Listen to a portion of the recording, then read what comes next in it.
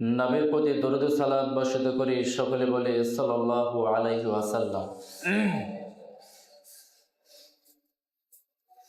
আজকের জুমায় আমরা সংক্ষিপ্ত আলোচনার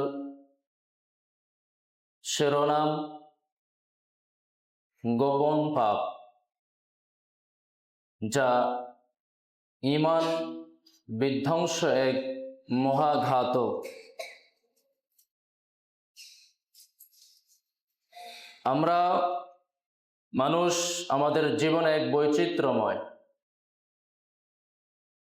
এই জীবনের কিছু অংশ যা জনসম্মুখে উন্মোচিত হয়ে আছে আমাদের, আর কিছু অংশ যা একান্ত গোপন। প্রত্যেকটা মানুষ, প্রত্যেক শ্রেণীর প্রত্যেক মানুষ, আমাদের জীবনধারা ওই রকমই। আমাদের কিছু সময়, জীবনের কিছু অংশ, কিছু অধ্যায় যা জনসম্মুখে উন্মোচিত, যে সময়গুলো আমরা মানুষের সাথে ব্যয় করি, চলাফেরায় ইত্যাদিতে। আর এই মানুষগুলোরই কিছু সময় আছে যা একান্ত ব্যক্তিগত, যা মানুষ দেখতে পায় না, যা মানুষের সামনে স্পষ্ট না, যা মানুষের কাছে প্রকাশ পায় না।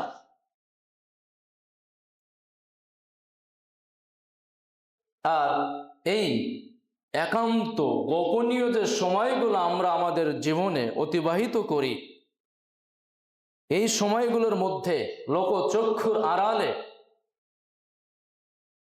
মানুষের চক্ষুকে ফাঁকি দিয়ে নির্জনে যে অপরাধের সাথে আমরা লিপ্ত হই, যে পাপগুলো আমরা করি, যে গুনাহগুলো আমরা করে থাকি যা মানুষ দেখতে পায় না, যে পাপগুলোর সঙ্গে আমরা আমাদেরকে লিপ্ত করি, যার বিষয়ে মানুষের ধারণাই নাই এই ব্যক্তির দ্বারা এই পাপগুলো হতে পারে। মূলত এই রকম এই জাতীয় অন্যায়, পাপ, গুনাহগুলোই হলো গোপন পাপের অন্তর্ভুক্ত। চিরন্তন সত্য, বাস্তব কথা এটাই। হাজী, মুন্সি, মাওলানা, শিক্ষক, ব্যারিস্টার, উকিল, জজ, যে হোক না কেন, যে কোনো শ্রেণীর যে কোনো মানুষ হোক না কেন, প্রত্যেকটা মানুষের একটা গোপন একান্ত অধ্যায় রয়েছে তার জীবনে। আর এর ভিতরে আমরা জেনে শুনে, অজান্তে, শয়তানের প্ররোচনায় অথবা ভুলবশতভাবে, ইচ্ছাকৃতভাবে আমরা প্রায়শই কোনো না কোনো গোপন পাপের সঙ্গে লিপ্ত হই, সেটা ছোট হোক কিংবা বড় হোক। আমরা একেবারেই নিজেকে এভাবে যদি দাবি করে বসি যে আমার দ্বারা গোপন অথবা প্রকাশ্যে কোনো অপরাধই ঘটে না, পাপই ঘটে না, তাহলে নিঃসন্দেহে এটা আমাদের একটা মিথ্যা কথার একটা আশ্রয় হতে পারে। কারণ এই জাতিকে আল্লাহ সুবহানাহু ওয়া তাআলা সৃষ্টি করেছেন, এ জাতি পাপ কাজ করবে এই ওয়াদাবদ্ধ হয়েছেন আল্লাহর সাথে। মুহাম্মদ সাল্লাল্লাহু আলাইহি সাল্লাম একটা হাদিসের মাধ্যমে তিনি ঘোষণা দিয়েছেন, যদি তোমরা এমন একটি জাতি, যদি তোমরা পাপ না করতে, তাহলে আল্লাহ এমন একটা জাতিকে নিয়ে আসতো যারা অপরাধ করবে আল্লাহর কাছে ক্ষমা চাইবে, যারা গুনাহ করবে আল্লাহর কাছে ক্ষমা চাইবে, এরকম একটা জাতি আল্লাহ তাআলা এই পৃথিবীতে নিয়ে আসতেন। অতএব আদম সন্তান আদম আলাইহিস সালাম, তিনিও তার জীবনে ভুল করেছেন, ক্ষমা নিয়েছেন আল্লাহর কাছে। তার জন্য আমরা আমাদের দৈনন্দিন জীবনে প্রকাশ্যে যে অপরাধগুলো আছে তার সাথে যারা যুক্ত থাকি, তাদের শাস্তি, তাদের অপরাধ, তাদের গুনাহ একরকম। গোপনে, নির্জনে, একত্রিত, যা কেউ দেখে না, এই সময়গুলোতে আমরা যে অপরাধগুলো করে থাকি, এই অপরাধগুলো মারাত্মক। এই অপরাধগুলো থেকে আল্লাহ তাআলার কাছ থেকে আমাদের মুক্তি নিতে হবে। আমরা আজকের আলোচনায় কম বেশি এই অপরাধগুলো ভয়াবহ পরিণাম জেনে আমি সহ আমরা সকলে, আমরা যদি এরকম অপরাধগুলোর সাথে নিজেদেরকে কখনো জড়িত করে থাকি, তাহলে আমরা আল্লাহর কাছ থেকে একান্ত ক্ষমা চেয়ে ওই রাস্তাগুলো থেকে ফিরে আসার জন্য আল্লাহর কাছে তাওবা ইস্তিগফার পাঠ করব। প্রিয় উপস্থিতি, পাপ কাজগুলো বিভিন্নভাবে হয়ে থাকে। যে গোপন অপরাধগুলো আমাদের সামনে আমরা ঘটিত করে থাকি, এগুলোর মধ্যে কিছু অধ্যায়ের মধ্যে পড়ে যায়, যেমন ডিজিটাল পাপাচার। ডিজিটাল পাপ বলতে মোবাইল, ইউটিউব, ফেসবুক এবং আধুনিক প্রযুক্তির যে পাপের মাধ্যমগুলো রয়েছে, এগুলোর মাধ্যমে আমরা যে অন্ধকারে গোপনে যে পাপগুলোর সঙ্গে লিপ্ত হই, এই পাপগুলো এগুলোর মাধ্যমে আমরা গোপন পাপ করে থাকি। অর্থাৎ এই মোবাইলের মাধ্যমে, ডিজিটালের মাধ্যমে আমরা অনেক পাপ করে থাকি। এটা বলার সাথে হয়তো বা আমরা যারা প্রাপ্তবয়স্ক রয়েছে, ছাত্র থেকে শুরু করে প্রত্যেক শ্রেণীর মানুষ, আমরা বুঝে নিয়েছি আমরা মোবাইলের মাধ্যমে কি পাপ করি। পৃথিবীতে সব থেকে পাপের সহজ রাস্তা, সোজা রাস্তা, গোপনে বলেন প্রকাশ্যে বলেন, তার বড় মাধ্যম হলো মোবাইল, অ্যান্ড্রয়েড বা ডিজিটাল মাধ্যম। আমরা যারা এখানে বয়োজ্যেষ্ঠ আছে, আমরা জানি আজ থেকে 20 বছর আগে পাপ কাজ করা যতটা না কঠিন ছিল, আজকের যুগে আপনি দেখেন তো এটা এতটা কঠিন আছে কিনা। আজ থেকে 20 বছর আগে যদি কোনো একটা সিনেমা কেউ দেখতে চাইতো, তাহলে তাকে কি করতে হইতো? কোনো এক দোকান থেকে, সেই মহল্লা থেকে, কোনো গঞ্জ থেকে একটা ভিসিআর কিংবা ব্যাটারি সহ একটা টিভি, একটা ভিসিআর ভাড়া করে আনতো, একটা ডিস্ক ভাড়া করে আনতে হতো। এনে সবাই মিলে 2 টাকা করে দিয়ে দিয়ে একটা টিভিতে একটা সিনেমা দেখতে। আলিফ লায়লা দেখেছেন, আমিও দেখেছি আমার ছোট্টকালের জীবনে। এটাও কি সপ্তাহে একদিন হতো, সেটাও কি ভাড়া করে নিয়ে এসে দেখতে হতো। একটা সময় পাপ কাজ করতে চাইলেও মানুষ সেটা সহজে করতে পারতো না, অনেক কঠিন ছিল। ওইটা আজকে 20 বছর পরে এটা এতটাই সহজ হয়েছে যে মিনিটে আপনি চাইলে আপনি যে কোনো মুহূর্তে একটা গোপন পাপের মধ্যে আপনি নিজেকে নিমজ্জিত করে ফেলতে পারেন শয়তানের প্ররোচনায়। এটা এতটাই সহজ। এজন্য 20 বছর আগে ইমানকে ধরে রাখা যতটা সহজ ছিল, আজকে 20 বছর পরে এই ইমানটাকে ধরে রাখা আমাদের প্রত্যেকের জন্য ততটা কঠিন হয়ে গিয়েছে। এই জন্য আমাদেরকে প্রকাশ্যে পাপের পাশাপাশি গোপন পাপের সাথে আমাদেরকে অবশ্যই খেয়াল রাখতে হবে। দৈহিক চারিত্রিক স্খলন এর মাধ্যমে আমরা প্রকাশ্যে মানুষের সামনে নিজেদেরকে একভাবে উপস্থাপন করে থাকি। গোপনে আমাদের কিছু চারিত্রিক অপরাধ, চারিত্রিক চাহিদা থাকে, গোপন পাপের দিকে নিজেদেরকে আকৃষ্ট করা ইত্যাদি যে অপরাধগুলো রয়েছে, এগুলো হলো গোপন পাপের অন্তর্ভুক্ত। ইবাদতের সাথে অবহেলা এবং রিয়া দেখানো, এগুলো গোপন পাপের অন্তর্ভুক্ত। জনসম্মুখে ইবাদত করছি অত্যন্ত মাধুর্যতার সাথে, অত্যন্ত সৌন্দর্যতার সাথে, কিন্তু অন্তরালে গোপনে আমরা সেই ইবাদতে অবহেলা করছি, এগুলো হলো গোপন পাপের অন্তর্ভুক্ত। অন্তরের ব্যাধি, অন্তরের মাধ্যমে অন্যের প্রতি হিংসা, বিদ্বেষ, অন্যের অন্যায় কামনা করা, অন্যের অকল্যাণ কামনা করা, অন্তর, বুদ্ধি ইত্যাদি মন মানসিকতা দিয়ে অন্যের ক্ষতি সাধন করা, এ জাতীয় যত ধরনের আমাদের জাগতিক গোপনীয় চিন্তাধারা রয়েছে, যা সর্বোপরি শরীয়তে হারাম, অন্যায়, অপরাধের মধ্যে সাব্যস্ত, এগুলো গোপন পাপের অন্তর্ভুক্ত। অর্থাৎ এগুলো বিস্তারিত জানতে গেলে, বুঝতে গেলে আমাদেরকেও লেখাপড়া করা দরকার, যে আমি আপনি যে কাজগুলো করছি, এই কাজগুলো কোনটা আমাদের জন্য কল্যাণকর হচ্ছে, কোনটা অকল্যাণ, কোনটা গোপনে আমাদের জন্য অন্যায় হচ্ছে, কোনটা প্রকাশ্যে আমাদের জন্য অন্যায় হচ্ছে। গোপন পাপের সব থেকে বড় অপরাধ যেটা, সেটা হলো পৃথিবীতে আল্লাহকে সব থেকে ছোট করে দেখা। কিভাবে?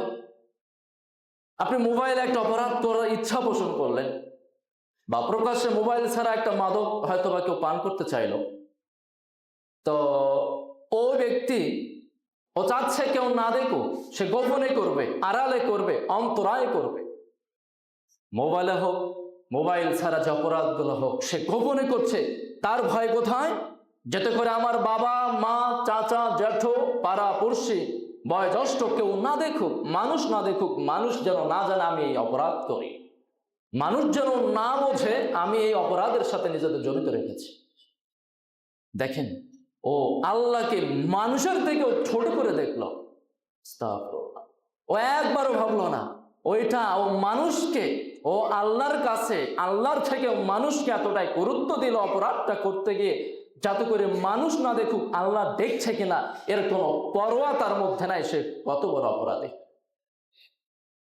অতএব এ জাগতিক কোন অপরাধের সাথে আমরা যদি নিজেদেরকে জড়িত করে রাখি, তার জন্য আল্লাহর কাছে ক্ষমা প্রার্থী, ক্ষমা চেয়ে নিতে হবে। এরকম অপরাধগুলো যদি আমরা করি, যা আমরা সবসময় ভাবছি নিজের জয়ী হয়ে থাকছি, মানুষ বুঝছে না, জানছে না, আমি হয়তো এই অপরাধগুলো করছি, এই অপরাধগুলো করে থাকলে এর ভয়াবহ পরিণামটা কিরকম হতে পারে, আমরা আজকের আলোচনায় সংক্ষেপে তার কয়েকটি পরিণাম এবং ভয়াবহতার জন্য আজকের আলোচনা ইনশাআল্লাহ শেষ প্রারম্ভিক টেনে নেব ইনশাআল্লাহ। অবস্থিতে গোপন পাপ করলে তার প্রথম ক্ষতি যেটা, সেটা হলো একজন ব্যক্তির তার জীবনে নেক আমল নষ্ট হয়ে যাবে। একজন হাজি মানুষ 5 ওয়াক্ত সালাত আদায় করে, হজ করে আসার পর থেকে আর নিজেকে কোন অপরাধের সাথে জড়িত করে, অথবা কোনো হাজি গাজী মুর্শিদ যেই হোক না কেন, বাহ্যিকভাবে তিনি অত্যন্ত নমনীয়, আমলদার, পরহেজগার, উত্তম চরিত্রের অধিকারী, কিন্তু নির্জনে ওই যে বাড়িতে শুয়ে থেকে কখনো মোবাইলে, কখনো টিভিতে কোনো অপরাধ করে ফেলে, কখনো গোপনে এর বাহিরে কোনো অপরাধ করে ফেলে যা মানুষ দেখতে পায় না। এইরকম অপরাধ যদি কোনো মানুষের জীবনে থাকে, রাসূলুল্লাহ সাল্লাল্লাহু আলাইহি ওয়াসাল্লাম একটা হাদিস তার জন্য স্পষ্ট বর্ণনা করছেন।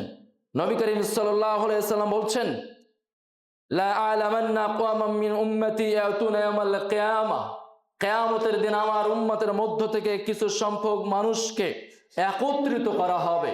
কিয়ামতের দিন আমার উম্মতের মধ্য থেকে কিছু মানুষদেরকে একত্রিত করা হবে, বিহাসানাতি আমসালি জিবালি তিহমাতা বাইদা, যাদের জীবনে তাদের নেক আমল এত পরিমাণ যে তিহিমার শুভ্র পর্বতমালা সমতুল্য নেক আমল তারা নিয়ে কাল কিয়ামতের মাঠে আল্লাহ তাআলার দরবারে উপস্থিত হবে।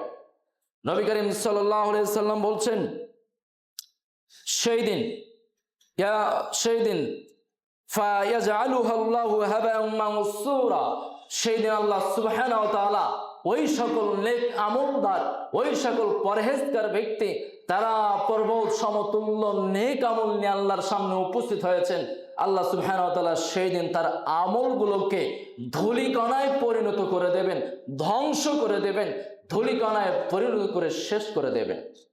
সাওবান রাদিয়াল্লাহু তাআলা আনহু তিনি জিজ্ঞেস করলেন যে, ইয়া রাসূলুল্লাহ জাল্লিহিম লানা আন লা নাকুনা মিনহুম, তারা কারা যাদের আমলগুলোকে আল্লাহ তাআলা এইভাবে ধ্বংস করে দেবেন, তাদের বিষয়ে আমাদেরকে অবহিত করুন, আমরা তাদের বিষয়ে সতর্ক হই, সাবধান হই। নবী করিম সাল্লাল্লাহু আলাইহি ওয়াসাল্লাম তিনি সেই দিন বলছেন, আম্মা ইন্নাহুম ইখওয়ানুকুম, তারা আর কেউ নয়, তারা আর দূরের কেউ নয়, তারা অপরিচিত কেউ নয়, তারা হলো তারা তোমাদের ভাই, যারা ওয়ামিন জিলদাতিকুম ওয়া ইয়াখুদুনা মিনাল লাইলি কামা তাখুদুন, যেভাবে তোমরা রাত্রিতে সালাত আদায় করো, তারা ওই সমস্ত ব্যক্তি যেভাবে তোমরা রাতে সালাত আদায় করো তারাও সালাত আদায় করত, যেভাবে তোমরা তাহাজ্জুদের সালাত আদায় করতা তারাও ঠিক তাহাজ্জুদের সালাত আদায় করত, তারা ওই সমস্ত ব্যক্তি। নবী করিম সাল্লাল্লাহু আলাইহি ওয়াসাল্লাম বলছেন, কিন্তু তারা ওই সকল লোক ওই সকল পাপের মধ্যে নিমজ্জিত হতো যা একান্তে গোপনে আল্লাহ তাআলার হারামকৃত বিষয়, সেগুলোর সাথে তারা নিজেদেরকে ধাবিত করত, সংযুক্ত করত। অর্থাৎ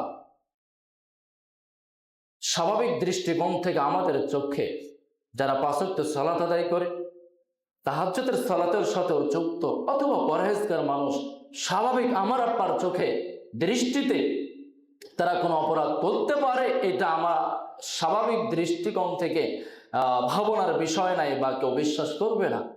এরকম ব্যক্তি, তাদের বিষয়ে রাসূল সাল্লাল্লাহু আলাইহি ওয়াসাল্লাম বলছেন, যারা পরহেজগার, তাহাজ্জুদের সালাত আদায় করত, তাদের আমলগুলো কাল কিয়ামতের মাঠে আল্লাহ ধ্বংস করে দেবেন। তাদের এতটুকু আমল নয়, শুভ্র পর্বত সমতুল্য, একটা পাহাড় সমতুল্য অপরাধ আমল নিয়ে তারা আল্লাহর দরবারে উপস্থিত হবে। কিন্তু সেই দিন ধ্বংস করবেন শুধু একটা অপরাধের কারণে, সেটা হলো তারা গোপনে আল্লাহ যেগুলো হারাম করেছেন সে হারাম পাপের সঙ্গে নিজেদেরকে সংযুক্ত করত। কতটা ভয়াবহ গোপন পাপ, যা আমাদের জীবনের আমলগুলোকে একেবারে নষ্ট করে দেয়। তাই সতর্ক সাবধান আমাদেরকে এখান থেকে থাকতে হবে। প্রিয় উপস্থিতি, দ্বিতীয়, গোপন অপরাধগুলো করে থাকলে তার আরেকটি ভয়াবহ শাস্তি হলো খারাপ মৃত্যু। অর্থাৎ মানুষের জীবনের চূড়ান্ত সফলতা, শেষ মৃত্যুটা তার কল্যাণের ওপর, ভালোর ওপর, এটা সকলে আমরা কাম্য করে থাকি। আর এই সৎ শেষ মৃত্যু, ভালো মৃত্যুটা খারাপ মৃত্যুতে পরিণত হয়ে যাবে যখন মানুষ কখনো লোকচক্ষুর আড়ালে কোনো গোপন অপরাধের সঙ্গে নিজেকে ধাবিত করবে। তাদের মৃত্যুটা শেষ দিতে গিয়ে খারাপ মৃত্যুর সঙ্গে সংযুক্ত হবে।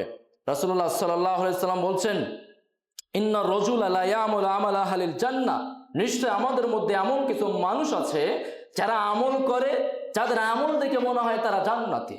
নিশ্চয় আমাদের মধ্যে এমন কিছু মানুষ আছে যারা আমল করে, তাদের আমল দেখে মনে হবে তারা জান্নাতি, ওয়াহুয়া মিন আহলিন নার, অথচ তারা জাহান্নামে।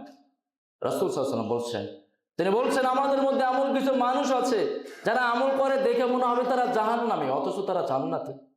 অর্থাৎ ইন্নামাল আমালু বিল খাওয়াতিম, শেষ আমল যদি আমাদের জান্নাতে আমলের অন্তর্ভুক্ত না হয়, তাহলে আমাদের শেষ মৃত্যুটাও অত্যন্ত ভয়াবহ কঠিন অবস্থা হয়ে যাবে। সুফিয়ান সাওরি রাহিমাহুল্লাহ, তিনি একটা খুব কান্নাকাটি করছেন। তখন তাকে জিজ্ঞেস করা হলো, আপনি কোন অপরাধের কারণে, কি এমন পাপের কারণে, কি এমন অপরাধের কারণে আপনি এভাবে কান্না করছেন? তখন সুফিয়ান সাওরি রাহিমাহুল্লাহ তিনি একটা খড়কুটা জমিন থেকে কুড়িয়ে নিয়ে তিনি বললেন, দেখো যুনুবা আহওয়ানু মিন হাদা, আরে খড়কুটা দেখছো, আরে পৃথিবীতে তো মানুষের অপরাধ এই খড়কুটার থেকেও ছোট, পৃথিবীতে তো মানুষের অপরাধ এই খড়কুটার থেকেও ছোট।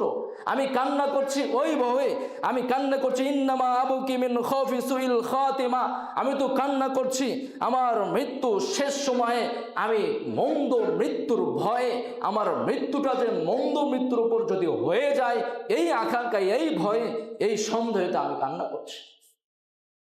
আমরা প্রত্যেকে কবে না আমরা আমাদের মৃত্যুটা, শেষ মৃত্যুটা কেমন হবে এটা ভেবেছি। আমরা আমাদের জীবনে হয়তো আমরা এইভাবে খুব কম বলতে পারবো। আমাদের মৃত্যুটা যে ভালো মৃত্যু হোক, এই চাহিদা যে আল্লাহর কাছে পেশ করেছি, আমরা আমাদের জীবনের গত এক সপ্তাহ, 1 মাস, 2 মাস, 3 মাসে আল্লাহর কাছে আরজি করেছে কিনা আমরা হয়তো বা এখানে নিজে প্রশ্নবিদ্ধ হব। আমাদের মৃত্যুটা যাতে করে মন্দ মৃত্যুর অন্তর্ভুক্ত না হয়, এইটার জন্য আল্লাহর কাছে যে ক্ষমা চেয়েছি গত 1 সপ্তাহ, 1 মাস, 2 মাস, এটা হয়তো আমরা প্রশ্নবিদ্ধ হব, এটা আমরা আল্লাহকে বলেছি কেন, অথচ তিনি কান্না করছেন। সাহাবীরা ঠিক প্রত্যেকে এইভাবে শেষ মৃত্যুকে অত্যন্ত কঠিনভাবে তারা ভয় করতেন। তৃতীয়ত, গোপন পাপ করলে তাওফিক থেকে বঞ্চিত হতে হবে।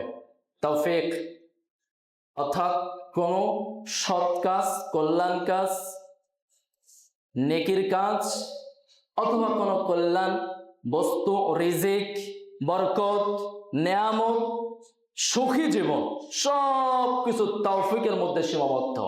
অর্থাৎ যদি আল্লাহ সুবহানাহু ওয়া তাআলা আমাদেরকে তাওফিক দেন তাহলে আমরা এই কাজগুলো করতে পারবো।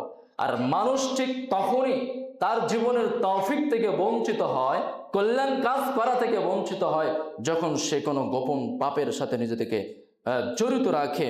অনেক সময় আমরা বুঝতে পারি না যে নির্জনে করা একটি পাপাচার, নির্জনে করা একটি পাপ কিভাবে আমাদের পুরো জীবনকে বরকতহীন করে দিচ্ছে।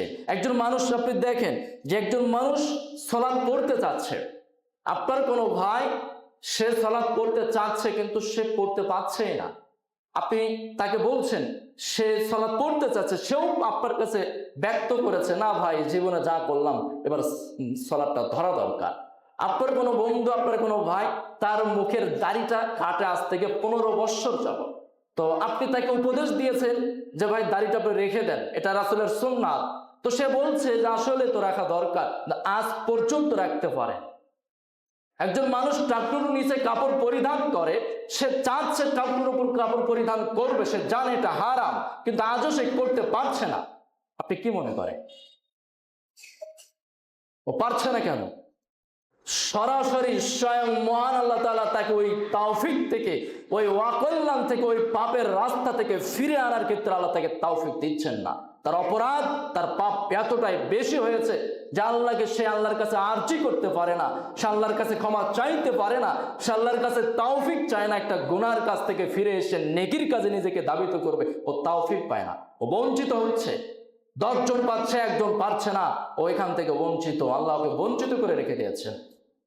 এই জন্য গোপন অপরাধ করলে আল্লাহ তাআলার সৎ কল্যাণ কাজগুলো, নেকির কাজগুলো, বরকত যেগুলো আমাদের জীবনে আসা দরকার, এই বরকতের কাজগুলো, বরকতের রাস্তাগুলো আমাদের জীবন থেকে বন্ধ হয়ে যায় গোপন কোনো অপরাধের সাথে নিজেদেরকে যদি আমরা জড়িত রাখি। চতুর্থত, গোপন পাপ করলে ইবাদতের মিষ্টতা হারিয়ে যায়। ইবাদতের একটা স্বাদ রয়েছে, ইবাদতের একটা শান্তি রয়েছে, ইবাদতের একটা আলাদা মাধুর্যতা রয়েছে। এটা আপনি হয়তো বা বুঝবেন, ইবাদতের আবার মিষ্টতা কাকে বলে। আমরা প্রত্যেকেই, আপনি দেখেন তো আপনার জীবনে আপনি 2 রাকাত সালাত আদায় করেছেন, করার পরে মানসিক আত্মক একটা তৃপ্তি এরকম উপলব্ধি হয়েছে কিনা যে আলহামদুলিল্লাহ মসজিদে এসে আমি 2 রাকাত সালাত করলাম, তা আমার অন্তরটা কেন যেন একটা হালকা লাগছে। খুব দুশ্চিন্তা, খুব অভাব অনটন, খুব অকল্যাণ, খুব বিপদের মধ্যে আছেন, আপনি কখনো কি এরকম করেছেন যে 2 রাকাত সালাত আদায় করি, বিপদের জন্য আল্লাহর কাছে বলি, বলার পরে আপনি দেখেন তো এরকমটা কখনো ফিল হয়েছে কিনা যে একটু ভালো লাগছে? এটা হলো ইবাদতের মিষ্টতা। 2 রাকাত সালাত আদায় করলেন, আলহামদুলিল্লাহ, রাস্তায় বের হয়েছেন, বেনামাজি বসে আছে, রাস্তায় বের হয়েছেন, নেশাখোর, গাঁজাখোর, হেরোইনখোর, কত অপরাধের সঙ্গে লিপ্ত ব্যক্তিগুলো রাস্তা চায়ের দোকানে এখানে সেখানে বসে আছে, আপনি মসজিদ থেকে সালাত আদায় করে চলে যাচ্ছেন, আপনার ভিতরে একটা আত্মতৃপ্তি অনুভব হচ্ছে যে না, আমি অপরাধ দুনিয়ার বিমুখতা থেকে আমি ফিরে এসে আলহামদুলিল্লাহ আমি আসরের সালাতটা আদায় করতে পারলাম। এই যে একটা তৌফিক, এই যে একটা মিষ্টতা, এই যে একটা অনুভব, দান করেছেন কোথাও 100 টাকা, 50 টাকা, 10 টাকা, 5 টাকা, করার পর একটা আত্মতৃপ্তি আসলো যে না, আমি আল্লাহ রাস্তায় ফি সাবিলিল্লাহ সাদাকা করলাম, যেটা আমার কাল কিয়ামতের মাঠে আমার জন্য এটা উপকারী হবে, কল্যাণকর হবে। এরকম কোনো ফিল এসেছে কিনা?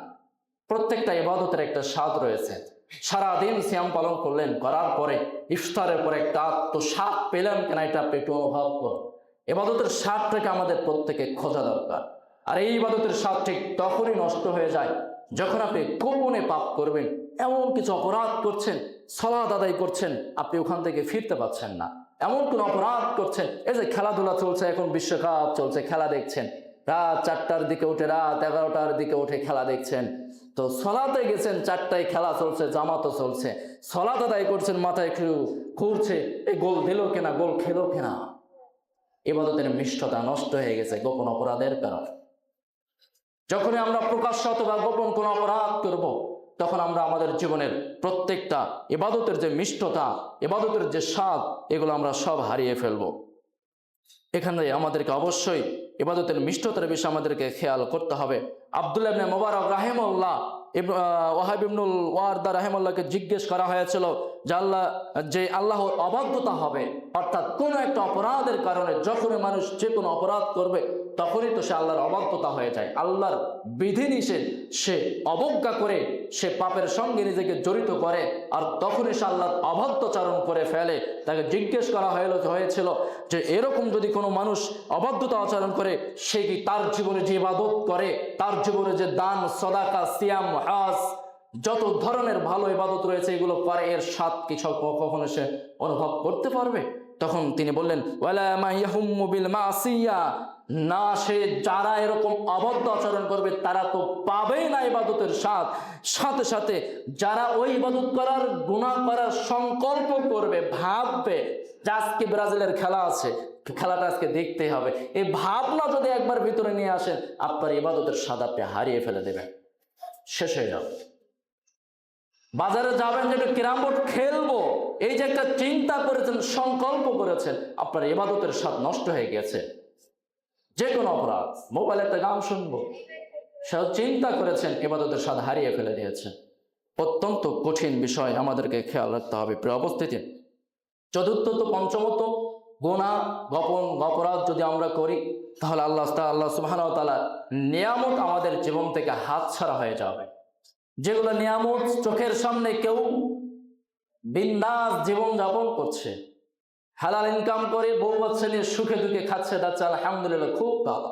আর পাশে এবারটা লোন নিতে নিতে ধার করতে করতে জীবনের অবস্থা একেবারে ছয়ছাস করে ফেলে দিয়েছে, বাড়ি ঘর ছেড়ে বউ বাচ্চা নিয়ে পালাতে আর হুঁশ পায় না। নিয়ামত কাকে বলে? একজন ঘুষের টাকা, সুদের টাকা, ঘুষ হারাম টাকা খেয়ে খেয়ে ভরি মোটা করে জীবনে আয় উল্লাস যা কিছু করার শখ করছে, তার পাশে একজন ছোট্ট একটা কোনো রকম ব্যবসা করে অথবা কোনো একটা ছোট্ট স্বল্প বেতনের চাকরি করে, সে আলহামদুলিল্লাহ তার পরিবারের বউ বাচ্চা নিয়ে খুব সুখে আছে। আর ওই বেটা যে সুদ ঘুষ খায় জীবন যাপন করছে, আজকে বইয়ের সাথে ঝগড়া, স্ত্রী ছেলে আজকে অপরাধ করে আসছে, ছেলে কাউকে মেরে এসেছে, ছেলেকে কেউ মেরেছে, ছেলে অ্যাক্সিডেন্ট করেছে, ছেলে কাউকে হত্যা করেছে, মেয়ে কারোর সঙ্গে বের হয়ে গিয়েছে, নানান প্রজাতির পাপের, নানান প্রজাতির অশান্তির, তার সংসারে কোনো অভাব নাই। এটা হলো আল্লাহর নিয়ামত। এই পরিবার আল্লাহর নিয়ামত পাচ্ছে, ওই পরিবার নিয়ামত থেকে বঞ্চিত হয়ে যাচ্ছে। যখন মানুষ তার জীবনে কোনো গোপন পাপ করে তখন এরকম আল্লাহর নিয়ামত যেগুলো নিয়ামত থেকে নিজেকে বঞ্চিত করে ফেলেন। সুফিয়ান সাউরি রাহিমাহুল্লাহ তিনি বলছেন, একটি পাপের কারণে আমাকে 5 মাস কিয়ামুল লাইল আদায় করা থেকে আমাকে বঞ্চিত করা হয়েছিল।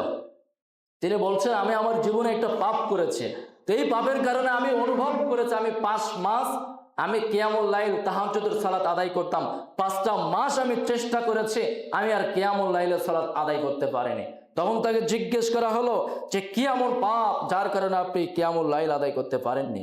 তখন তিনি বললেন যে একদা আমি দেখলাম একজন মানুষ কান্না করছে, আমি দেখতে পেলাম একজন মানুষ কান্না করছে, তা আমি মনে মনে কল্পনা করলাম, মনে মনে একটু ভাবলাম হয়তো মানুষটা ভান করে কান্না করছে। ওই যে আমাদেরকে সামনে যেরকম ফকির মিসকিন কোনো অভাবে এসে আমাদের সামনে হয়তো কান্না জোরে দেয়, আমি আপনি হয়তোবা নির্দ্বিধায় একটা মনের সংকোচ থেকে, মনের জায়গা থেকে, পরিস্থিতি থেকে আমরা বলে ফেলি আরে বেটার অভাব নাই, অযথা কান্না করে টাকা কামাই করে বেড়ায়। অর্থাৎ তিনি সেই দিন এরকম কোনো একজন মানুষের বিষয়ে একটা মন্দ ধারণা করেছিলেন। আর এইটা ছিল ইখলাসের একটা বিশাল বড় একটা অধ্যায় পাঠ। তিনি এই যে মন্দ ধারণা করেছিলেন, এই একটা ছোট্ট পাপ করেছিলেন, এই পাপের কারণে তিনি 5 মাস রাতের সালাত আদায় করতে পারেন।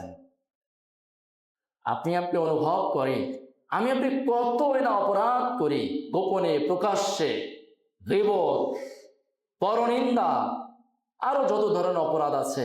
এসব অপরাধের জন্য যদি ওইভাবে আমরা ভাবতে যাই, হয়তোবা আমরা আমাদের জীবনের কত নিয়ামত থেকে, কত সৎ কাজ থেকে, কত রিজিক থেকে, কত বরকত থেকে, কত কল্যাণ থেকে যা আমরা আমাদেরকে বঞ্চিত করেছি, সেটা আল্লাহ আলাম তিনিই ভালো জানেন। অতএব গোপন অপরাধ করলে বড় একটা ক্ষতি আমাদের জীবনে, সেটা হলো আল্লাহ তাআলার নিয়ামত থেকে নিজেকে বঞ্চিত হওয়া। ইমাম আবু হানিফা রাহিমাহুল্লাহ যখন কোনো মাসআলা অস্পষ্ট হতো, তিনি তখন তার সঙ্গীদের বলতেন, মা হাদা ইল্লালি দাম্বি আহাদাসতুহু, আমি আমার নতুন কোনো অপরাধ করেছি, হয়তোবা তার কারণে আমি এটা ভুলে গিয়েছি, এটা আমার স্মরণ নাই, আমি এটা বলতেই পারছি না, কোনো একটা অপরাধ করেছি, হয়তো তার কারণে আমি এই ক্ষতিগ্রস্তের মধ্যে নিমজ্জিত হলাম। তখন তিনি তওবা করে ইস্তিগফার করে আল্লাহর কাছে ক্ষমা চাইতেন। আবার যখন মনে হতো তখন তিনি বলতেন, আল্লাহ আমার তওবা হয়তো কবুল করেছেন, যার কারণে আমি আমার এটা বিষয় স্মরণ হয়ে গেল।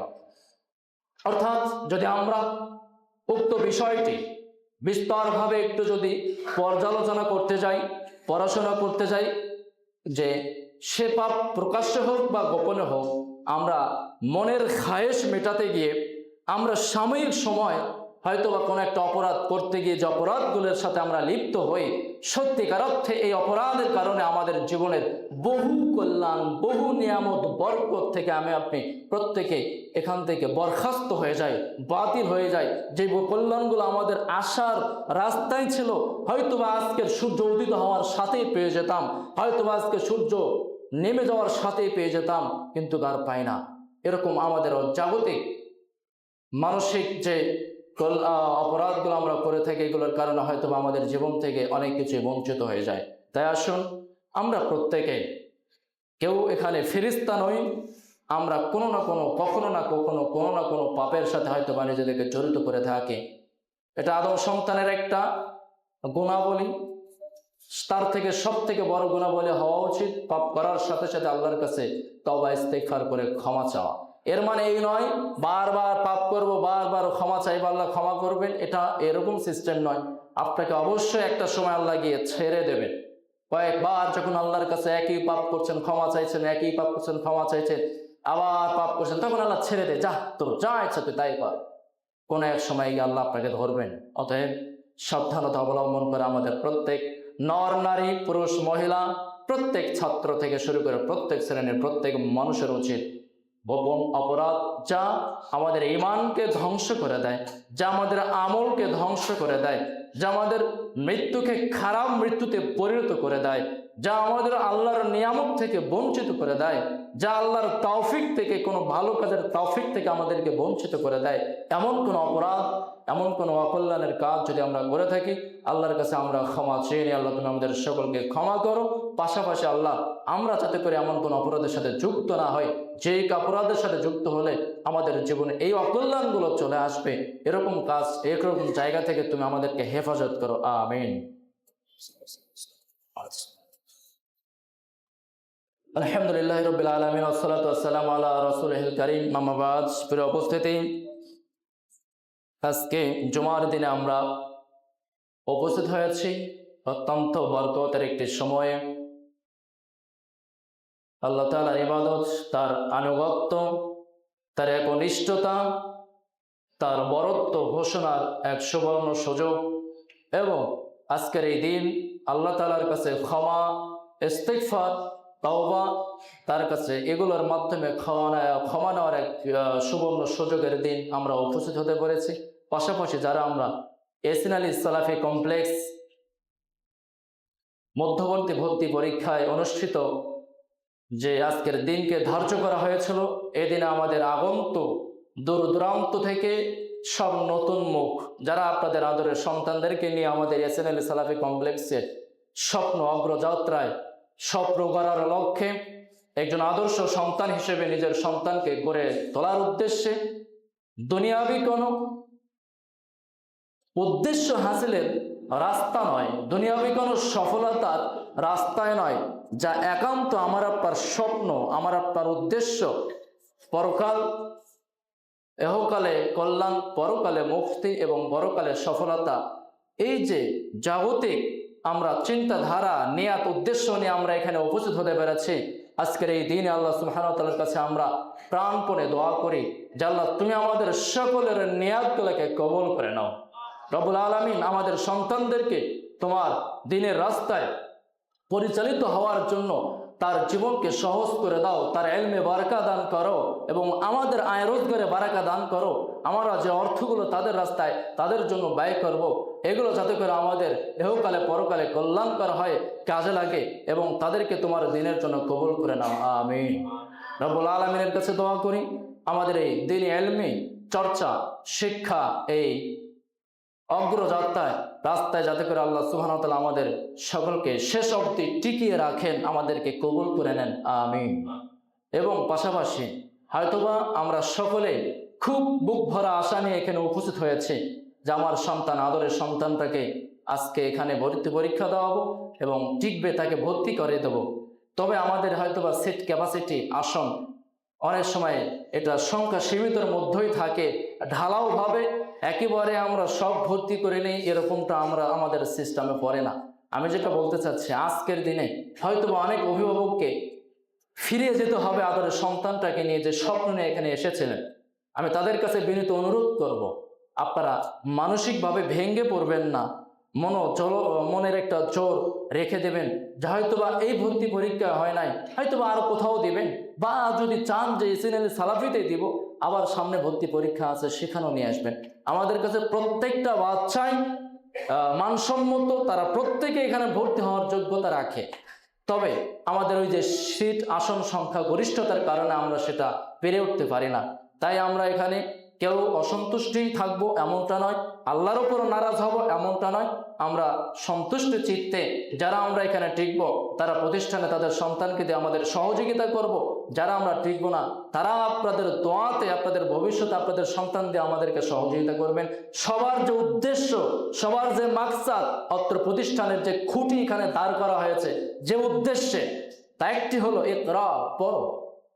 এই যে পড়ার সাথে, এই পড়ার সামগ্রিষ্টির সাথে আমরা যারা এই সংশ্লিষ্ট শিক্ষক, ছাত্র, অভিভাবক যারা দান, সদাকা ইত্যাদি করে থাকেন, আল্লাহ সুবহানাহু ওয়া তাআলা আমাদের প্রত্যেককে আমাদের এই সময়, অর্থ, আমাদের মেধা, আমরা যেভাবে এখানে সংযুক্ত আছি, প্রত্যেকের বদৌলতে উত্তম প্রতিদান তাদেরকে দান করুক, আমিন। যারা প্রতিষ্ঠানের অগ্রযাত্রার সামনে আগানোর জন্য ভীষণ পরিকল্পনা নিয়ে আগাচ্ছেন, সময় ব্যয় করছেন এবং সেগুলোর সাথে সাথে করার চেষ্টা করছেন, আল্লাহ সুবহানাহু ওয়া তাআলা তাদেরকেও উত্তম প্রতিদান দান করুক। যারা আমাদেরকে বিভিন্ন সময় অর্থ, টাকা পয়সা দিয়ে সহযোগিতা করে থাকেন, তাদেরকে আল্লাহ সুবহানাহু ওয়া তাআলা এর বদৌলতে উত্তম প্রতিদান কল্যাণ তাদেরকে দান করুক। পাশাপাশি অত্র প্রতিষ্ঠানের যিনি পরিচালক মহোদয় আছেন এবং সভাপতি মহোদয় আছেন, তারা অত্যন্ত বিনম্রতার সাথে অত্র প্রতিষ্ঠানকে ভালোবেসে সামনে আগানোর এক অগ্রযাত্রার স্বপ্ন নিয়ে তারা আগাচ্ছেন। আমরা প্রত্যেকে দোয়া করব তাদের প্ল্যানগুলো, তাদের পরিকল্পনাগুলো যাতে করে আল্লাহ কবুল করে নেন এবং সামনে পথগুলো যাতে করে সহজ করে দেন, আমিন। এ দাবি, এ দাওয়া রেখে আজকের আলোচনা এখানে শেষ করছি।